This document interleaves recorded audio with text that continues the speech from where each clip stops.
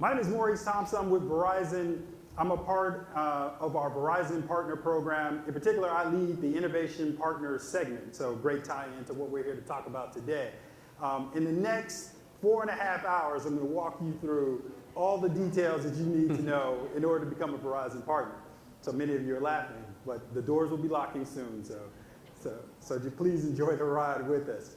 So Verizon is deep into innovation, not only the innovation that we create on our own and we then offer out to our end customers, but we're more heavily into innovation that's driven by third parties, companies like you who are sitting in the audience today, that create the next generation solutions that we can then bring onto our network. And then in certain situations, we can find the way in which we can partner to bring these solutions out to our end customers through our direct sales force. So yes, through our sales force, we then offer our partners products either directly from a white label standpoint, or we offer it under your own brand. So that's a new part of the program that I'm responsible for. So what you see on the screen are just a few snapshots of our innovation centers. So we have one that's based here in San Francisco. Is everyone familiar with, I think it's Ricon Park? Cupid's Arrow, you familiar with Cupid's Arrow, right downtown? So it's right off of that area. I come from Georgia, so I'm getting acclimated to this area right now. So that's one innovation center. The other is based in Waltham, Massachusetts. So both of the centers provide the same level of services. So it's both hardware, software solutions that we work on with third partners. And you have direct access to our engineering resources who engage with you directly to enable your solution to work on our network. And we do that at a very, very, very, very, very low cost, basically no cost to you to participate in our program. So with that, again, you get the technical support that you need. You also get the consulting support that you need within Verizon. So we're a relatively large company, so we have many different business units, many different groups within those business units. So navigating that on your own could be a little challenging. So we come on board within my team and we guide you through the different organizations. The consultative support that we provide is really to better understand how your product, service, or device aligns with the network elements that we have to offer, and then how is it best aligned to our sales force? So should it go through our indirect distribution, or maybe should it go through our direct distribution? Is it something that aligns and should be offered through our direct stores or through our online properties? So we work with you so we can find the best path, not only for you, but also working with us. This gives you a snapshot of where these centers are. So, and all the cameras go up. All right, so I'm going to change from that. There you go. It's back again. I'm sorry. I couldn't help it. But San Francisco is one of our innovation centers that I made mention of. Waltham, Massachusetts is the other. Then we have other labs that are tied to the wireline side of the Verizon network. So many of you know Verizon for the wireless aspects and what we do here domestically in the US. But we also have this global IP backbone. We have data center services, co-location services. We have a cloud offering. We offer security, professional services, and on and on and on and on. So we have many different labs throughout the country and also across the globe where we engage with our partners to help you to understand how your solution can work. The ones in Pennsylvania actually align to testing for network services. So if you have a device and you want to bring that device onto the network, we need to make sure it's certified and works with us. And then the other two are cloud-based, and then we're also into the connected car, which you had a lot of discussion on, and if you went downstairs, you saw the Google autonomous car as well. We have our own telematics innovation center where we work directly with automotive manufacturers and third parties. With that, we have our Powerful Answers campaign, and with that campaign, we give away money. So we look for innovative solutions that come from outside of Verizon, and these are just a few examples of some of the companies that have won. You can see it's not just the $1 million winners, but then several levels below that as well. And then the great part of all of this is that we quickly help those companies, both start up and establish, bring their solutions through the process, provide you with a certain level of funding that you can use to further develop your solution, and then help you get to market, as I indicated in the previous slide.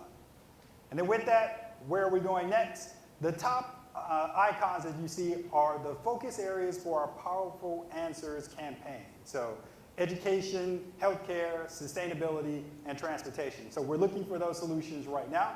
That campaign is ongoing, generally announced at CES or CTIA in the following year. So in 2015, you'll see those announced.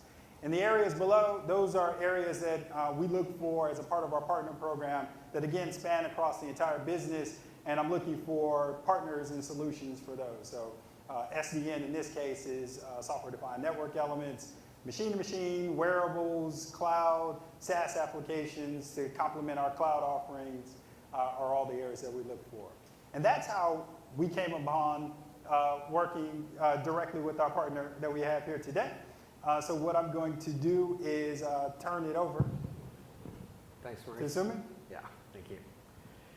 Great, thanks for having me. Thanks, Derek, TC3, and Maurice for the invitation to talk. Just before I start, I just want to do a quick poll. How many of you in the room right now work for a carrier? Okay, how many of you work for a startup company that's less than 50 people? And other? Okay, so it's a good mix. Perfect. So hopefully I can give you a good sense of what it's like to go after carriers as a distribution partner if you're a startup company in that 20 and under range. And some of those learnings can hopefully apply to some of the bigger companies as well that are trying to break into this channel. Just to briefly introduce myself, so Suman Talukdar, I've been here since the late 90s, involved with various startups. First one was a company called Asadra that was bought by VerticalNet. This was when B2B was pretty big, B2B commerce transactions. The last one was a company called Clearwall Systems that Symantec bought for $400 million in 2011. Grew that company from under 100 to 400 people. And most recently, it's this company, Mojave Networks, through which we met Maurice, where it was Sequoia Bessemer-backed Series A. I joined right after the financing event to run business development. And the company had no partner distribution strategy, and we really thought hard about the carrier relationships and how to potentially break conventional wisdom to make it really successful. Just to tell you a little bit about Mojave, I have no slides prepared, but as I mentioned, the company raised a traditional Series A. The backers were Sequoia, Bessemer, partly from the cloud mobile security expertise that the team brought. The company was founded in 2011, so in a few years it actually created this globally distributed network, which I'll get to in more detail. In a period of about a year, we went from no partnerships to about 20 active relationships. A dozen of those were signed. 2 of them were carriers. One of them was Verizon. Another is an international partner that we're not disclosing. And again, the team, when I joined, was about 10 people, grew to about 20. We had lead growth about 200%, and our revenue went from about up to 183% increase. So a majority of that was based on the work that we had done with Verizon. So in terms of what exactly Mojave did, for those of you that are familiar with mobile security, we had a lightweight agent that would go into an end user's device that worked for a company, and it would actually proxy all of the traffic through our global network, where we basically apply all of the security policies. So we'd do all of the heavy lifting, we'd look at the malware, we'd understand exactly what's happening, we'd sell it all through a model where people could literally go to our website, download the tool that we wanted to. So the way that we actually stumbled into the Verizon relationship was actually very organic. Before I came, actually the Verizon has had this reputation with the team for all the field teams being very entrepreneurial and interested in the product. So before we even had any kind of relationships, the Verizon reps would actually recommend our product to the customers because it would actually help them overcome objections. And most of this was actually led by a junior salesperson in our team that actually built these relationships. Sort of became this entourage of sorts. So from there, that was in the beginning of 2012, that word of mouth propagated through Verizon. We were able to sign up as a Verizon partner, VPP partner, which is Maurice's program. We continued the success of the program. I came in, we up-leveled it to corporate, and that has continued through now, where the company is now going through acquisition conversations. So that's kind of a brief snapshot of exactly our experience at Mojave. So Conventional wisdom was, hey, this is really difficult to do. How are you going to be a startup? How are you going to actually be successful with limited resources? And what we found is we were able to work with the largest carrier in the world and actually go to market with them in the same way that an entrepreneurial company is able to operate.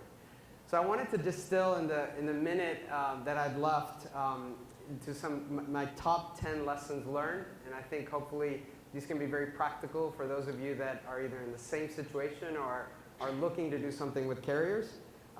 So number 10, I think this one's going to be obvious, everyone's going to agree, telco deals do take a lot of time. They're not impossible, but they do take a lot of time. And, but I do think that the engagement that you get from a company that's sophisticated, understands your product, can be immensely valuable for the startup, regardless of what size or stage you're in. Number 9, it's critical to understand the organizational structure of a carrier. There's lots of different groups. There's the Silicon Valley Innovation Group. There's a corporate team.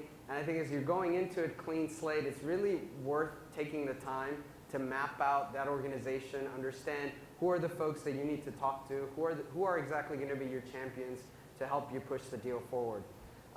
Number 3 is, I think it's critical to be open or interested in getting the telco to actually kick the tires on your technology. So really try it out. If you have to pursue that in almost like a sell-to conversation to get that to happen, I think that early feedback can be critical to actually validate your proposition. So as you're continuing to up-level the relationships, that's been vetted. In our scenario, we actually had one of the Verizon field teams and retail stores deploy our technology in a custom fashion, and that happened a couple years ago.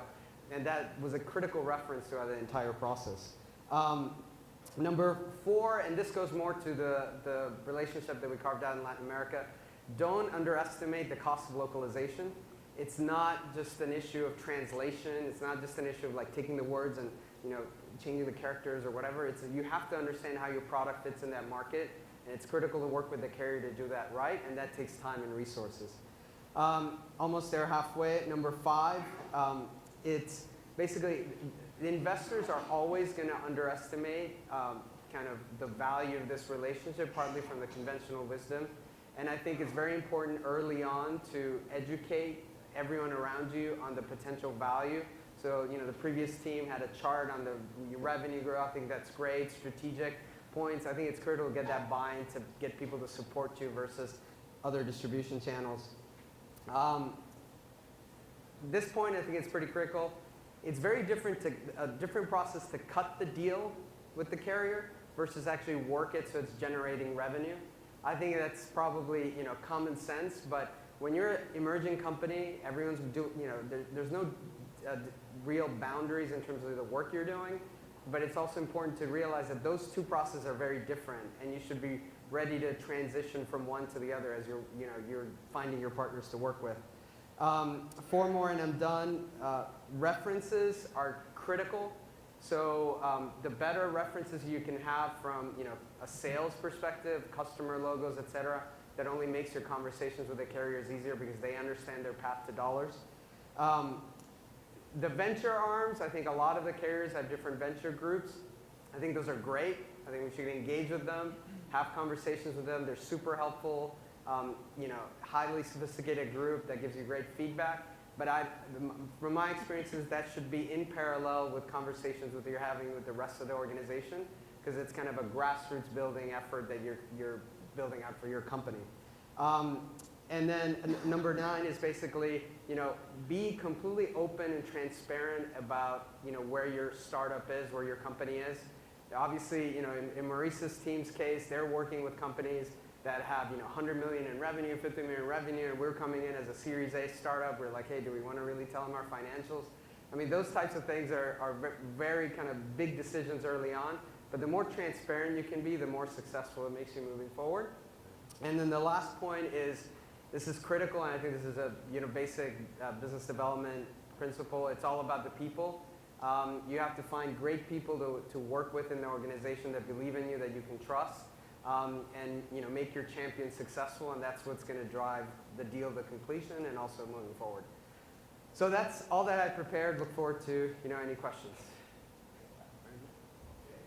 Thank you, Suman. You know, that's a pretty handy list. So I'm going to ask you if you can put that in a PowerPoint and send it to us. Okay. I'd like to put that with the, we got the deck of all the carriers, them saying what we want to see. It'd be nice to include a slide, signed by Suman, autographed, but like here's my 10 pointers, and you give me a good idea for next year's. We could probably ask all of the successful partnership startup side to kind of make a top 5 list of, well, here's things that we learned along the way. Put those together. I think there's a lot of value within your list of what you did. So thanks for that. And can we get that from you? Yeah, awesome. Of course. Great. So seems like you guys are pretty tight and friendly here. Like it seems to be going very well. Is that kind of am I gathering the sense correctly, or is this false energy I'm getting out of you? No, it's not false energy. I mean, this is a great relationship, and this is, I think, to your last point, it's about building the last 2 points. It's that trust, it's that open and honest discussion.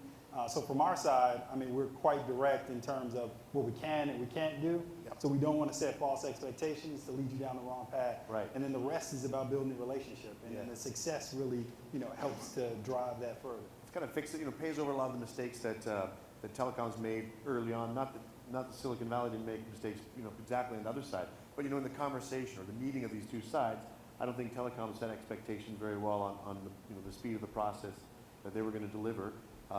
And I don't think the Silicon Valley understood that it was going to be different than throwing up a web page. So we kind of clashed in those early in the decade. And what you're talking about is really a much more open method of communication and entente that we've, I think, come to now. Where you said it's not fast, but there's reasons to do it if that's your. Well, yeah, and we're working on that as well. So I mean, we realize again that we have processes that we go through, and each time we learn from each of our partners on what we can do better. Yeah. And then we actually take that back and we actually institute that and try to cut down the time. So we appreciate all the learnings that we've gotten from Mojave. So Maurice, on your side, you're based out of what town? So I'm based out of Alpharetta, so just outside of Atlanta, Georgia. And you guys have Alpharetta, you got people in Jersey, you have people out here in innovation centers like this? So we're everywhere. So Verizon, from a wireless standpoint, all domestic United States, but from a Verizon as a corporate entity, we're all across the globe. And I like what you said about meeting somebody like you, and you're able to shepherd startups into the company and introduce them to the right people.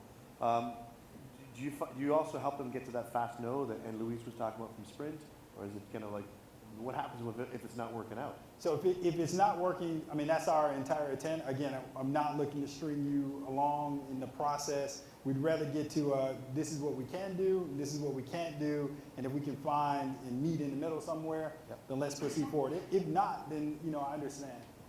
Everything may not be meant to be in terms of us coming together. Now, Verizon has a fairly active investment arm as well. So how do you interact with the venture? Like I heard your side already. So how do you interact with the venture people within Verizon? So we started this when we started our open development program. Yep. So that's almost 6 some odd years ago.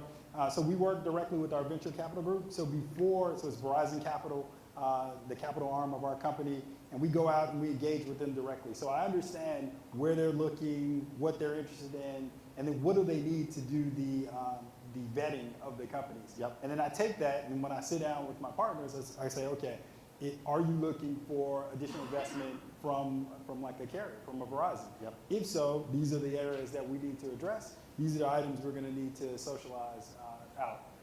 So Suman, you mentioned that you advise people to talk to the VC and the business unit simultaneously, not to say, well, these guys are all I need to talk to. That makes good sense. But in your experience, if you're trying to do biz dev with a carrier, does it also make sense, let's say I'm talking to Maurice, but I also got a guy up in New Jersey from a different business unit or a different group. I got a friend from college out of Atlanta or something like that. Should I be talking to them all? And I'll ask you the same question. So should I be talking to them all in your opinion? Or should I just focus on 1 or 2 people who seem to right? Yeah, so the caveat this, it all depends on the organization and the culture of the organization. I think that's a call you make. Sometimes it's very important to just stick to the one person that you met. In Verizon's case, it's a huge organization. Everyone has different interests, different priorities, and what we found is the kind of the new school BD approach of socializing a little bit, just not necessarily approaching somebody because you want something from them, but to get feedback, know that you exist, never hurt the engagement with your actual champion. Right. So in your opinion, Maurice? Yeah, I totally agree. I mean, if you have existing relationships with other representatives within the company, it doesn't hurt to socialize and discuss your solution. Yep. Just come back and tell your partner, your member of the partner program, what you're doing. Because what you'll find is, even though we're very large, as soon as you start to have a conversation with someone within another group, they'll find their way over to me. Yeah. Or they may have questions or need some additional information. If I don't know that engagement is going on, I can't support you. I can't continue to be your ambassador inside without having that insight. Right. So it makes so kind of as a startup trying to work with you, I got to kind of understand who my champion is, who my mate, and make sure they're aware of the other things I'm trying. Yeah, I'm also talking to my buddy from college in Atlanta, just as a heads up, so that way you're aware. You didn't get caught unaware of something going on around you. Well, yeah, and then we can also then go advocate on your behalf internally. So you have a friend in this group, and maybe you're looking to launch a product out to a retail store. That's great. Maybe that gets you into one store, but then we could take it up to the next level. We could talk about working in that particular area, or how do we expand it to a region? How do we get to a larger trial? Yep. Or if you're going to go and try to engage with the venture arm, it would be great for us to know, because then we can provide you with that coaching in advance. We can also engage with the venture arm to let them know about our engagement, our success, our existing relationship to help you along on that as well. Great. Now you're based out east, so how much do you know about the Innovation Center up here in San Francisco? So I know a little bit about the Innovation Center that's out here. It's set up very similar to what we have out on the East Coast as well. So it started off as just being a software-based center, but now it's software and hardware. We also now have part of our product development organization, so those who build products and services that are then offered directly out to Verizon, also based out here in this area. So does Verizon operate that? It's not exactly like an incubator, right? It's more like a come in and test center, or how does it work exactly? So the way it works is you can come in with your idea and your concept. We then have engineers, and we also have business people who are there in the center to help to further vet and understand your concept, understand your technical needs, and then determine how we can then work together. Does the term test bed fit better than incubator then? So test bed works out well. But I would say that there is an element of incubation that still occurs within those centers. Because as you're bringing your idea forward, and as we're testing it to make sure that it works as you design and it works effectively on our network, there's again this bringing it out, or like go-to-market process that then evolves. So then they take it back over to either our product organization or back out to other representatives like myself in our marketing organization, and we then determine what's the best way to take it. Kind of has it has an engagement level that is beyond just running a test, right? Because you're working with real Verizon staff in that test. Yeah, correct. And the solutions that come through the test bed are not just prototypes and just for research only. These solutions actually make it out into the marketplace as well. So Suman, how many carriers are you working with at this point in time? So with Mojave, the two primary, after about 14 months, it was 2 carriers. Yep. And that was after talking to about 15 active conversations. Yeah. And so is the carrier your only customer? Or are you also looking for enterprise customers, individual consumers, one by one? Yeah, the focus is enterprise. Companies can go directly to our website and download it. We also pursue an enterprise sales model, but we found that the carrier leverage model is actually working pretty well. So tell me about the 2 business models then. So if a business comes to your website, downloads it, what's the business model in that case? Then we'll ask about through the carrier model after. Yeah, so the first model is very much based on kind of this inbound sales 2.0 type approach. We generate leads through various content. People come to our website, they download the tool. You're selling to like one specific buyer in an organization. They like the product, and it sort of propagates out. Maybe you get a big meeting. The second approach is obviously the traditional calling into an actual company or setting up a B2B. With the Verizon sales model is actually sort of a blend, in the sense that all of the Verizon account executives would actually know about the product, and when they're having the customer conversations, they would actually then say, hey, you should go talk to Mojave, and then a separate sort of conversation would begin. Right, so that's an answer to, like, I like that information, but I want to know about the business model. Like, how do you make money in those 2 different ways? So when somebody goes straight to you, what are you selling them? A monthly subscription? Yeah, monthly subscription. It's $4 to $10 per device per month. We can do annual contracts. Yep. And then with the Verizon billing on behalf, it's a separate discussion that Verizon actually does, and we get paid out. You get for a that. share, and it Exactly. goes to the phone bill, so another billing on behalf solution. Yeah, exactly. So that simplifies it for the customer. You take advantage of the sales force and what they can bring in terms of increased scale and distribution. Yeah, and just to caveat it, I mean, we evolved to the billing on behalf. Yeah. Initially, it was literally a standard, sell with relationship, Yeah. where, it would be on our paper. So we would just send them the purchase order and the customer would work with us. Yeah, what we find is that many of the customers that Mojave would engage with were also Verizon customers. So the simplicity of having it all on one bill is the benefit of bill on behalf of. And then the next level, up from there is just resale. So where it can be sold directly by the Verizon sales team on our contract out to the end customer. Security seems to be hot. Also one of the hot topics here at TC3, I think. I've been hearing about mobile security for about a decade, actually. So when I first heard people say, oh, we got mobile security, it was kind of, nobody took it seriously because there was never been a single hack or any kind of breach and not that much value in the data on the phone. That's all really changed. When do you think there was a tipping point where your Mojave business plan started being really viable and something that people were willing to open up the wallet for? Yeah, I think it's happening, Yeah. right? So I think there's, mobile security is a very broad term, and there's different buckets. There's, device, data, and applications. The device problem is your traditional MDM that's existed for a while. People are controlling it. That market's growing. There's sort of incumbents. Acquisitions already happened. AirWatch, VMware, all those. The app and then the network piece and the applications, those are areas where it's evolving. Yeah. The big driver there is malware growth, and mobile malware growth has been predicted to rise exponentially. That's still happening. Yep. So I think depending on which area you're focusing on mobile security, Yeah. you're seeing kind of a lot of the dollars, or you're actually also waiting for them. It seems to me like, surprisingly, a lot of valuable data has migrated from a laptop to the mobile phone now. Like your contact list is in there now. Banking information, people browsing websites and doing transactions on the phone. So somewhere cached in there is a lot of valuable information. But it still seems like the majority of the attacks on me, my one-person point of reference, are to my laptop as opposed to my phone.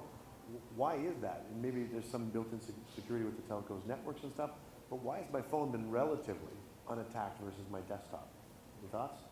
That's a good question. I think, and I only have hearsay, I don't have data on this. I've heard security experts say that the bad guys sort of go after the older platforms first. Yep. They don't kind of go after the new ones. Yep. So it'll take a while before they start attacking mobile. Yep. But we actually recognize that problem, and the original solution that was purely mobile, we've actually now extended Yep. to encompass PCs and laptops because it's all done through the network. So, you answered a lot of the questions that I asked of everybody in your presentation. So I'll just repeat and we'll get the real quick answer. When did you first meet with Verizon? So personally, I met the team right after I joined the company, which was in 2013. Yep. The Mojave had a previous relationship, a year before then. So you're talking about like 2012, end of 2011. And to your point, you said, well, it's not a fast process, but it was steady and fruitful in the end. How did you feel about your awareness of where you were in the process all through it? Did you say, I know where I am, I can kind of see where this might go? Or was it more, we'll just have to keep playing it by ear? Well, there's different stage gates, right? So once you get to one stage gate, so when we got to the corporate discussion, the team was very clear about the process, the timing. Yep. But in order to get to that point, you have to reach certain milestones, and very much that's up to the company to actually be able to execute on them. So I think to the extent that you have visibility over your own execution, you have a sense of where things are. Yeah. And after that, though, at least on the Verizon part, we're very happy. Everyone's very clear about where things were, and so, I mean, to me, sort of stepping back with Verizon specifically, considering how small of a company we were, to be able to sort of work our way into somewhat of a crowded space and establish these relationships with one of the largest organizations in the world is actually pretty impressive to have, for Verizon to have the organizational systems, et cetera, processes, people to actually get that done. How many staff do you have right now in total? Mojave, at the end, it's 20 people. 20 people. Still stated 20 people. Yeah. So welcome anyone to walk up to the microphones to ask your questions and comments of Maurice and Suman. So Suman, Maurice, how do you guys coordinate? Like you talked about all these different things. You showed the map and then took it away and then showed it again. of where you guys are operating. How do you coordinate? We heard from Sprint that they have an internal system for tracking people coming in. Do you guys have regular meetings or word of mouth? How do you track all the people coming in? Yeah, so we also have internal systems that we use as we engage with new partners who are coming on board. So in those systems, we're able to communicate across our business units as to who's coming on board, what particular area they fall in, and then where are there opportunities for alignment and partnering. Yeah. And then internally, I then participate on a variety of governance boards internally to make sure that I communicate and socialize out what our partners are doing. And then most importantly, and we found this to be effective, we identify where we have opportunities within our product portfolio. So maybe in the case of Mojave, they filled a definite void that we had in our portfolio.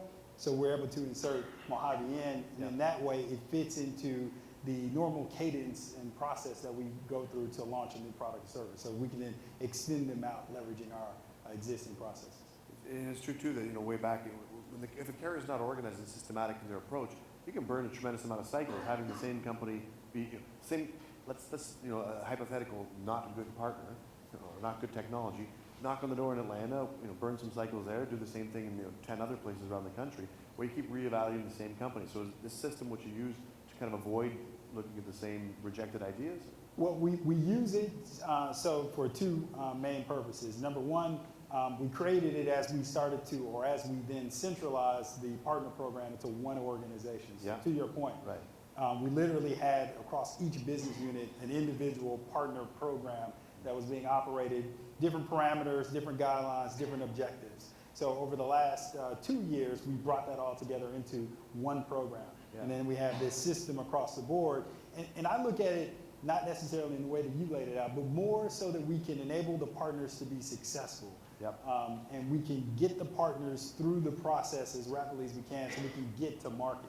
Because at the end of the day, from a partner perspective, for the partners who are in here, I mean, it's not the process that you're most concerned with. It's the when are we going to get to market, and probably for yourself and for your investors, is when you're going to get that return on your investment. So that's what we look to streamline so we can get you to that point.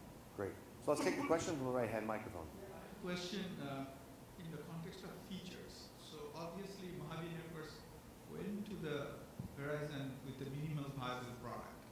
And after the discussions, how much do you have to do the additional development? And the same question to the Verizon person is that, do you look at this aspect to make the partner successful and really discuss, have a solid discussion on the feature level, right? What's the additional, what can you live with? So is it a win-win relationship on a feature discussion? Because I'm going to take that, or you want to? Well, I'll take the Verizon side. Okay. So yeah, so with us and Verizon, again, it's the way that this relationship evolved. It started not based on a feature discussion. It started based on what Verizon customers were saying about our product. And that interest then sort of percolated up to the organization, and then we were able to then go after the billing integration.